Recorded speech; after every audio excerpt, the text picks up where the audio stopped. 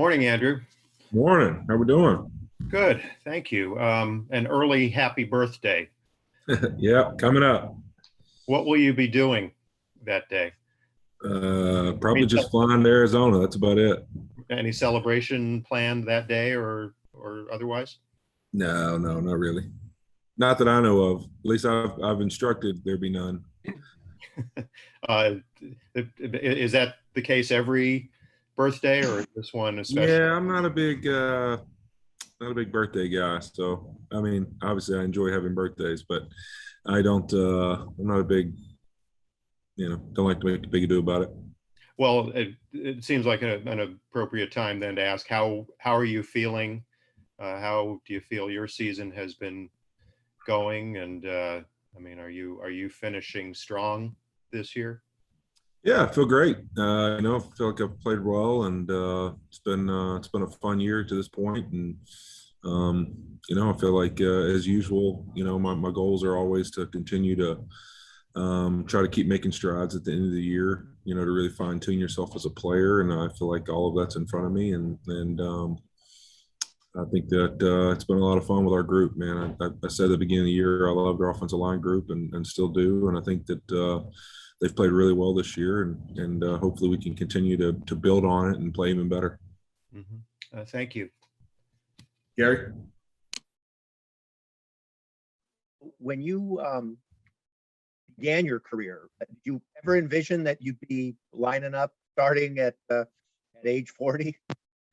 No, definitely not. I mean, first couple times you get in there, you're just hoping you get a chance to survive in the NFL, much less play 16 years later and also play as much as I have. So, yeah, I mean, it's definitely amazing and something that probably for me in my career, one of the few weeks where there's a lot of reflecting just because of it is a pretty huge deal and something that I put as a personal goal. I mean, almost 7, 8 years ago, and to be here and think of all the things I've been through it, it's pretty wild. When you mentioned, how did that come into focus? 7 or 8 years ago, was there something that happened with a teammate in your life that made you? I really just to reach the level of how much I enjoyed the game and what I felt about learning how to really take care of my body and prepare myself to play.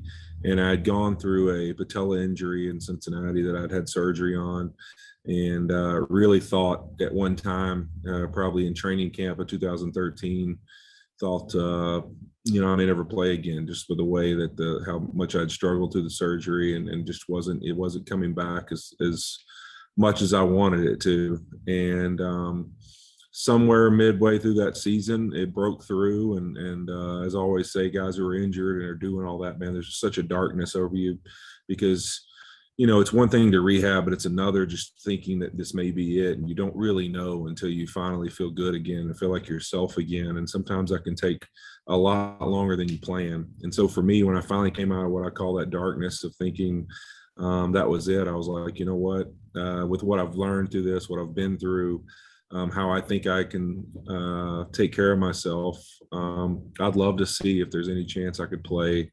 when I'm 40 years old. And it became something that was just kind of a outlandish goal that I never thought I'd ever even get close to. And then when I had the opportunity to sign here, it was kind of like, man, I mean, you're going to be kind of close to it if you just finish this contract. And then I thought I'd only play a year or two of that contract, and it ended up being another contract and then even another year. And so it just kind of one of those things that it started getting close. And then now to be here, it's pretty wild to even think about how long ago those thoughts were to be at this point. And then finally from me, what are the exchanges like with guys like Anthony Munoz? When you run into guys like Anthony Munoz or guys that had long careers, didn't play till they were 40, are they like, are you nuts? Or what are those kinds of exchanges like? Yeah, I mean, it's always fun to see some of those guys that that you look up to as a kid and grew up watching the game and being around some great tackles in the NFL early in my career, and Jonathan Ogden and Willie Anderson, and a lot of those guys, and even getting to meet Walter Jones and play against him my rookie season, things like that where you get to play against some of those guys, and then you run into the Anthony Munozes, the Jackie Slaters, the guys that are in the Hall of Fame that have played this position. It's wild to think in my mind, like where I'm at in my career, and then also it's like they always give you the comments about how hard football was when they played, right? But they can't really say anything when you're 40 years old and you're still playing this game, right? So that kind of dismisses that whole thing, because most of them stopped playing when they're 32 or 33. I mean, Jackie was the one rare exception, but even a guy like Jackie, I mean, I passed him in starts by about 20 or so games, and so it's pretty wild to think of how many starts I have, and really that list of really who all I've passed along the way. It's one of those things. I'm sure when I'm done, I'll actually sit back and kind of chuckle a little bit, looking at some of the guys that are on that list that I would have had no idea. Thank you, Jordan. Hey, Whit, how you doing? Hey. So when Coleman Shelton was at the podium yesterday, it kind of struck me that there's been a lot of guys since your time in LA, but also since your time, I guess, like reaching veteran player status, who have either been thrown in sudden change situations or are rookies playing in their first start and have sort of looked to you for guidance and looked to you for like calming words or actions or snap in between snaps, things like that. And it's struck me to go back and look at the game book from your first career start, September 17th, I think back in 2006 in Cleveland.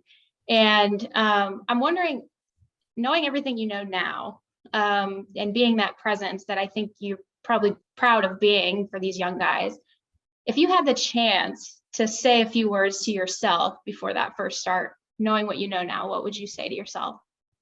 Well, I think really it's just trusting, all the work and preparation you've put into things, and really learning how to, and it's hard for people to understand this, but learn how to relax. It's like, everything's made about how hard you play and trying hard and all this, but sometimes in the game, learn how to just calm down, relax, and play hard through that calmness to just trusting the things you know and understand is harder to do than people think. And I think that's why you see, young receivers, young players who are going to have to catch the ball or do things, really they're going to take a lot of precision, that it's tough sometimes for them. It's not a matter of them being able to catch it or them being able to run a route right. It's them being able to just calm their nerves enough to kind of control their body. And so I think that's one of the main things, is just learning how to calm yourself down and just play the game. And Coleman obviously is a guy that I don't think many of us had to say anything to, just because, practicing with him and over the last couple of years that we've been together, man, his even killedness, just his ability to just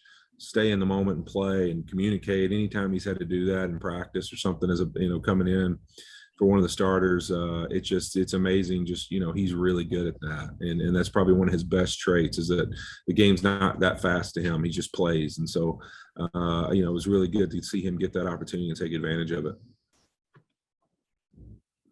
Do you remember anything from that first start? I know it was a while ago.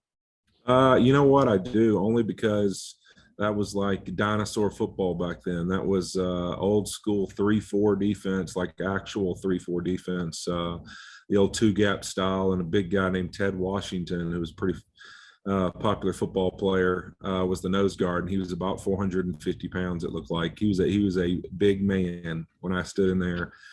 Big grown man. I mean, he was probably in his 30s at that time. So I'll never forget kind of the first time breaking the huddle and looking at Ted Washington and realizing what a big human he was, and thinking to myself that this is a full-grown man. When I get my hands on him, I better be ready. Thanks, Andrew. Yeah. Lindsay? Andrew, we obviously don't quite know what's going on with Brian Allen, but in the instance that maybe Coleman needs to play this week, how would you expect him to kind of maintain that role and step up? I think, he's a guy that's prepared himself to do that. I mean, I think Coach Carberry does a great job honestly just, training everybody the same and having guys all prepared to really every week prepare themselves like they're playing in the game. And Coleman's done a great job of having that kind of mentality throughout the time I've been around him. And like I said, I think he's kind of one of those guys that if he's the guy that's coming in, we're pretty calm about it in our group because we've worked enough with him in camp and worked with him in enough situations to realize he's not really one of those guys that's going to get panicky in there, and he's just going to kind of do his job, and he's going to communicate really well and have some calm and poise to him. And so I think he's one of those guys that really handles that tradition, as good as anybody I've been around as far as a backup lineman. And then when you guys are preparing for the Cardinals, do you watch much tape from what happened earlier this season, or do you just watch their recent tape? How do you approach that, knowing it's obviously a big division game?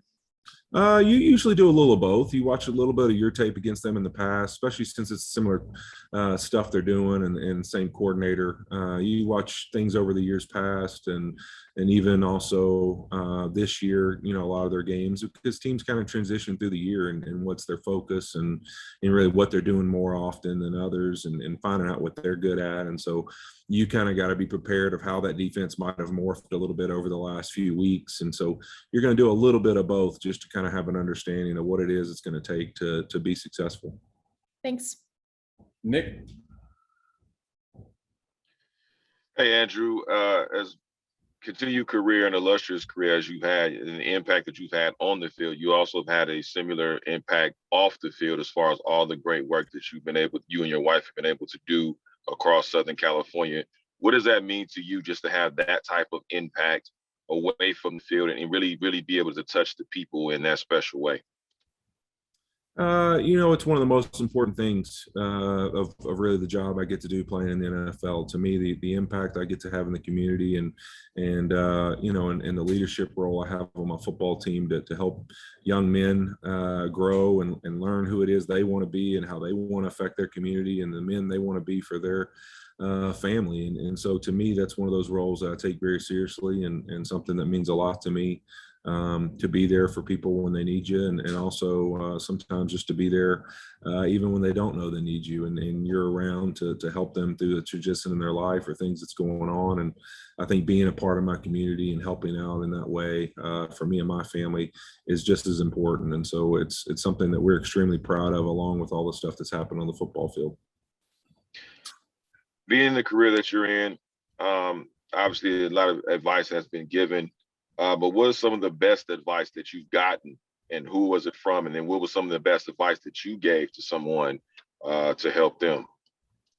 Obviously it'd be hard to pick, the exact best advice I've gotten over my career. There's been a lot of people that have shared things with me. Obviously I think, some of the things that I found out throughout my career of taking care of my body and being able to, understand, really the push-pull of training and understand that sometimes, there's times to push your body and then there's times to really not and to make sure you're doing things to maybe just focus on being able to move correctly and not worry about lifting so much weights and kind of giving your joints a break at times. Some of those things have definitely been things that have benefited me in my career.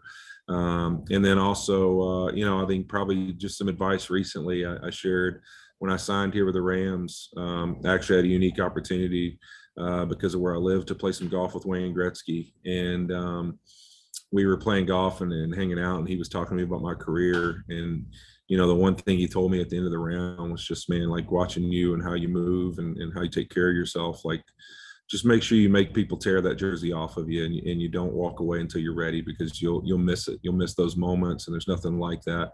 There's no locker room that exists that's anything like the one you're living in now. And so, he was like, just make sure you get that jersey torn off of you one day. And so I never forgot that. And it's definitely something I've always remembered. And I think for me with the young guys, I think it's something similar, teaching young guys how to take care of themselves, how to have a routine and a process weekly that really isn't affected off wins and losses. And it's not affected off of even in some instances how you play. It's that you have a routine Monday through Sunday that you go through and prepare yourself and your process isn't changed. I think like going back to the, Green Bay last week, I give up a sack fumble early in the game. And I think it's the first sack fumble I've given up in like 4.5 years. But that play doesn't change my weekly rhythm. Like I still, Monday, I'm training how I need to train. Tuesday, I'm preparing how I trained. Wednesday, Thursday, Friday, Saturday, Sunday, and then go out yesterday against another really good rusher and Josh Allen and have a great day and a good performance. And so you can't be dictated to one play and one result. Your process over your career is about what you do day in and day out, and that daily process of trying to find a way to get better. And so to me, that's the advice I give those guys most of the time. And then it's about trying to help them figure out what that is for them. Thank you, Andrew. We'll wrap up with Tim and then 2 quick ones from Kevin and Gary. Hey, Whit, going back to that talk you had with Wayne Gretzky, how much longer do you think you'll keep going? How much more do you have in the tank? If I let the guys on the team decide, I'd be playing for a lot longer. So I can't listen to anybody in the locker room. But they try to sign me up for more years than I plan on going. But, I love playing. And I said before the year that, the goal was to get to 40. And I think that was definitely something that meant a lot to me. But now it's really, I still love playing this game. And regardless of anything else, if it works out, hopefully I'll have a chance to continue my career and continue playing. And we'll make that final decision when the season's over, when I sit down with Rams and the management and Coach Sean and all those kind of things. But, for now, I feel good. I feel great body-wise, and I don't see any reason to stop unless it just doesn't work out for both sides. And so we'll see when the time comes for all that. Okay, so pretty much just about that you said it's going to be about them ripping the jersey off. That's going to be the type of the thing. Yeah, you're never going to get a solid answer. I like to play the this is the end year as many times as I can. It's going on about 9 now, so maybe when we get in the teens and we'll figure out when the real last year is. Probably when I tell you I'm going to keep playing at the beginning of one of these seasons, that means that's it. Well, enjoy your 10 victory laps. All right, appreciate it. Kevin?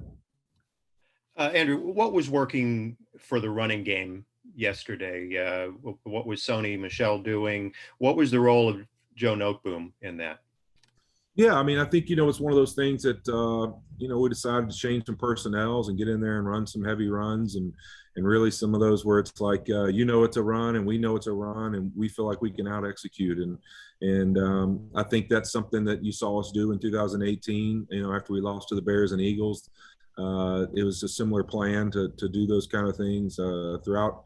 I remember in 19, I think when we lost some guys, we did something similar and kind of something I think that has been kind of brewing with losing some of the skill guys we have and some changes and stuff. I think it's one of those things that was a great change up for us. And you want to be able to do that. You want to be able to kind of team that you can put a lot of different bodies in there and get some positive things going and an energy and a confidence to your team. And I think that's something we were able to accomplish yesterday. And Joe did a great job of handling that stuff. You really look at our roster and having a guy like Joe who's played a lot and played well, it just seems to make sense to get him on the field more when we can and put ourselves in a situation where a guy like him is really like, having a 6th starter on the field. And so I think that some of those things worked out well for us, and we'll see how much it, holds into what we do going forward. Thank you. I'll wrap up with Gary. Hey, Andrew, a very quick 2-parter. I'm just wondering if there's any exchange that sticks out in your mind with younger teammates since you signed maybe this season that resonates, about that generational divide, made you think, wow, these guys are really young or I'm really old. I can remember really too in a game over the last couple, really it's happened the last 2 years. One was yesterday. 55 for them, which I can't remember his name right now, but actually during the TV timeout came up to me and he was like, man, he like gave me a hug and he was like, hey man, be honest with me. Like, how old are you? And I was like, I'm 39 years old. And he was like, you've got to be kidding me. You're not. And I was like, I am. I'm 39. And he's like, man, that's unbelievable. He's like, will you please, can you give me some secrets? Like, I need something. Help me out a little bit. And I said, I'll get with you after the game. But I ended up seeing him. And then last year, probably one of the funnier exchanges I've been a part of is when we were playing in Washington. During a TV timeout, Montez Sweat and Chase Young were kind of beside each other talking, and that obviously been going against both of them because they flip sides during the game. And I could tell both of them were pointing at me, and like finally they just like had the guts to just scream at me. They're like, hey, you know, like, how old are you? And I was like, I'm 39. They're like, no way. So they started telling everybody on the defense, and the O-line got a huge chuckle out of that because they started telling everybody how old I was, and they were just like, man, you know, it blew them away to think that I'm that old. But yeah, I mean, you have some fun exchanges that way. I mean, some guys sometimes are blown away to hear that I played with Chad Johnson or, you know, whoever it is. They'll be like, man, you played that long ago? And I'm like, yeah, I did, you know. So most of you guys were second, third grade, but it's pretty wild. And finally, sorry, just curious with Jared Goff throwing a game-winning pass yesterday. I'm just curious if you had if you reached out to him, and if you did, what that exchange might have been like. Yeah, I actually reached out to him because I thought it was pretty cool in our stadium, the reaction that the crowd had. And I actually reached out to him to tell him congrats and tell him, you know, how much he's still endeared here, that, you know, for the crowd to react the way they did, seeing that play. And I thought that was a cool moment. And, you know, we had shared a good little dialogue, him knowing that I'm turning 40 this week, about some of that stuff. And, you know, it was good to catch up with him, and happy for him, man. I know how hard when you're in a place like that, and sometimes you're having a season like that. I've been in Cincinnati where we've had a tough year, lost 10, 11 games in a row at one time. And I know what a feeling it is to overcome it and find a way to win. And it just reminds you too, when you have a winning record and sometimes you're pouting about this play and that play, in the NFL, man, any win is not a given, and it takes a lot of hard work and dedication, and you got to learn to cherish those moments more than you do sometimes. And so I was happy for those guys. Thanks very much.